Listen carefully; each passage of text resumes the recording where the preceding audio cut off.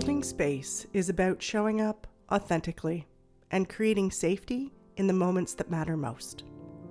From parenting littles to navigating friendships and partnerships, I reframe tantrums, conflicts, and messy feelings as invitations to connection. I'm Julia Clark, a psychotherapist and play therapist with over 30 years of experience walking alongside children, families, and the people who care for them.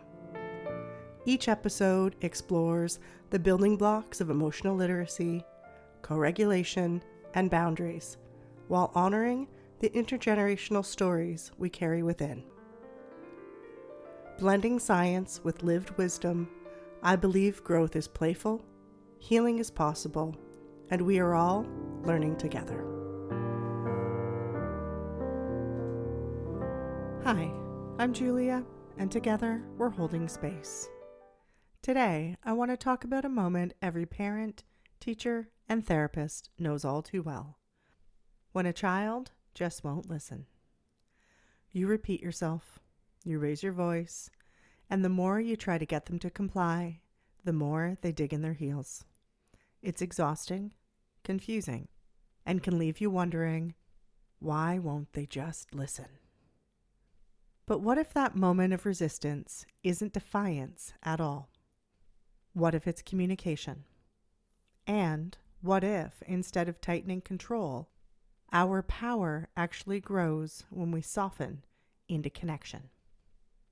The non-directive lens, following, not forcing. In the 1940s, Virginia Axline, one of the pioneers of play therapy, built on the work of Carl Rogers, who believed that healing happens when people feel accepted and not controlled. Axline's approach was revolutionary for its time. She believed that children don't need to be made to behave. They need to feel safe enough to choose differently. Her non-directive principle was simple but profound. The child leads, the adult follows. That doesn't mean there are no boundaries. It means we stop trying to control the child's behavior through power and start creating safety through presence. Because when a child feels seen and respected, their nervous system relaxes, and that's when real listening becomes possible. Why kids resist? Resistance isn't random. It's a nervous system response. When a child feels unsafe, unseen, or powerless, their body moves into protection. You might see this as refusal, defiance, or avoidance, but beneath that, what's happening is disconnection. Their prefrontal cortex, the part of the brain that reasons and listens, goes offline when their amygdala senses threat. And threat doesn't always mean danger. It can mean tone, pace, or even pressure. So when we say, "Why won't you listen?" their nervous system is quietly answering, "Because I don't feel safe right now." A quick science pause. When the ventral vagal system is active, that's our safety state, we can engage, make eye contact, and hear instructions. But when the sympathetic system kicks in, we move into fight or flight, arguing, yelling, storming off. And when stress gets too high, the dorsal vagal system takes over and kids shut down. So the question shifts from, how do I get my child to listen, to how do I help my child feel safe enough to listen? The good enough connection. This is where Donald Winnicott offers such grace. He found that secure attachment doesn't come from perfection. It comes from good enough. In his research, Winnicott discovered that when caregivers meet their child's emotional needs roughly 1/3 of the time, the child still develops secure attachment. 1/3. That's it. Because repair matters more than perfection. When we rupture and then return, we teach children that safety and love can withstand conflict.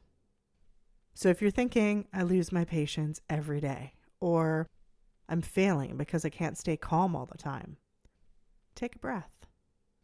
Your presence, even imperfect, is enough. You don't have to get it right every time. You just have to come back. What this looks like in real life. At home, you ask your child to clean up. They ignore you. You ask again. Still nothing. Your voice rises. I said clean up now. They glare, cross their arms, and dig in deeper. In that moment, both nervous systems are in defense. Yours says, I need control to feel safe. Theirs says, I need autonomy to feel safe. But if we pause and soften just for a moment, we can shift that pattern. You take a breath, lower your tone, and say, hey, I can tell this feels hard right now. What's making it tough to start? Now the child's brain hears something different. Safety instead of command. The amygdala, that security guard, quiets down. The connection opens. And what often follows isn't disobedience, it's relief. In the classroom, a child refuses to sit on the carpet during circle time. They pace the room, fidget with toys, maybe even shout or knock something over. The teacher feels the tension rise. 20 other students are watching, and the impulse to restore control quickly kicks in. Often in these moments, the classroom response is to remove the child, to clear the room, or send them out until they can calm down. But when we understand the nervous system, we realize this isn't a child being disrespectful. It's a child whose body doesn't feel safe enough to stay still. So instead of isolating, we try co-regulating. The teacher takes a slow breath, lowers her body to the child's level, and says softly, hey, it feels hard to sit right now, doesn't it? Let's take a moment together before we rejoin. She offers presence instead of pressure. Maybe they step to the side of the room, swaying gently, breathing, watching the class from a distance. After a few moments, the child's shoulders drop. Their breathing slows. And then, when they're ready, they return to the group on their own. No power struggle, no shame, just safety leading the way back to connection. Because sometimes not listening is really a body saying, I can't yet. And when an adult meets that with calm instead of control, the classroom becomes a place of regulation, not rejection. With a partner, resistance isn't just a child thing.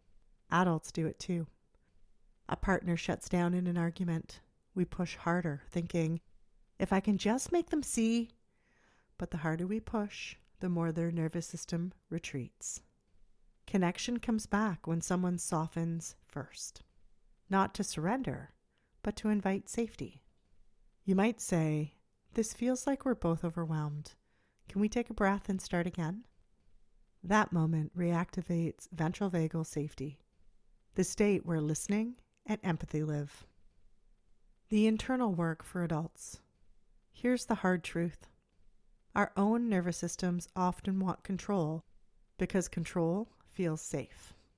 If we grew up in homes where obedience was love, we might feel triggered when a child resists us. But the invitation isn't to clamp down harder. It's to notice what that moment stirs inside us. Ask yourself, what part of me feels powerless right now? What do I believe will happen if I'm not in control? When we regulate ourselves, we model regulation for our kids. Our calm becomes the anchor that invites them back into connection. Gentle practices for everyday connection. 1. Pause before reacting. The first breath belongs to you. Regulate before you respond. 2. Get curious about resistance. What might this behavior be protecting? It's often fear or fatigue, not rebellion. 3. Shift from demand to invitation. Instead of, you need to do this now, try, let's do this together. Partnership fosters cooperation. 4. Repair when it goes sideways. When you lose your cool, name it and come back. I got loud. I was feeling overwhelmed. Let's try again. That moment builds trust faster than perfect calm ever could. 5. Remember Winnicott's 1/3 rule. You don't need to get it right all the time. Children don't learn safety from perfection. They learn it from repair. A story of repair. A mother told me, "My daughter refuses to get ready in the mornings. Every day it's a battle." We practice shifting the energy. Less command, more connection. One morning when she crossed her arms and said no, Mom took a breath, crouched down, and said, "Looks like your body doesn't want to move right now. How can I help it feel ready?" Her daughter sighed, leaned into her, and whispered, "I'm tired." They sat together for 1 minute, breathing. Then she stood up and got dressed. That's not obedience, that's co-regulation. And that's what real leadership looks like. Take a breath with me. Inhale. Exhale. Now, think of a moment recently when your child, or someone you love, refused to listen. What did that bring up in you? Frustration? Fear? Helplessness? What might their nervous system have been trying to protect in that moment? And what might it look like to meet that protection with safety instead of control? Because sometimes the most powerful thing we can say isn't, "Listen to me." It's, "I see you." Resistance is never random. It's communication in disguise.